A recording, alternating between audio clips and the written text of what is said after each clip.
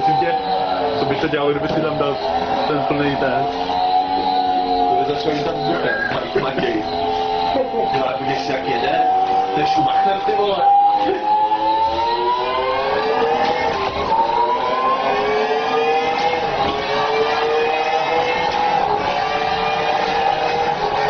Kolik tam má?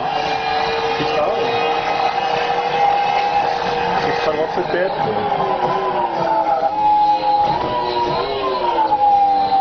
Tyhle tohle dám do testu, ale tak tam budou profi, jak to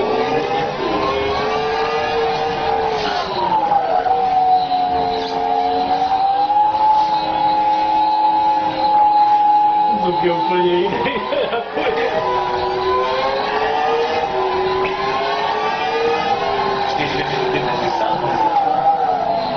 To tam stálo, víš?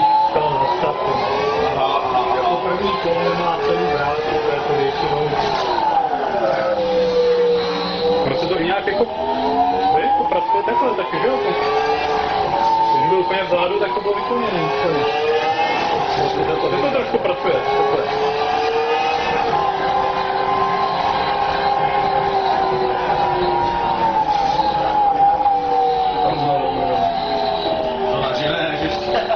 To bude fakt dobré, ale...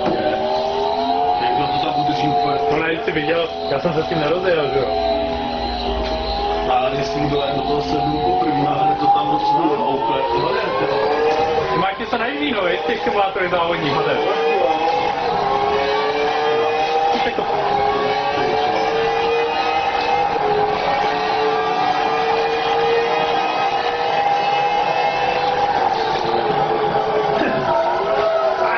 Hodiny!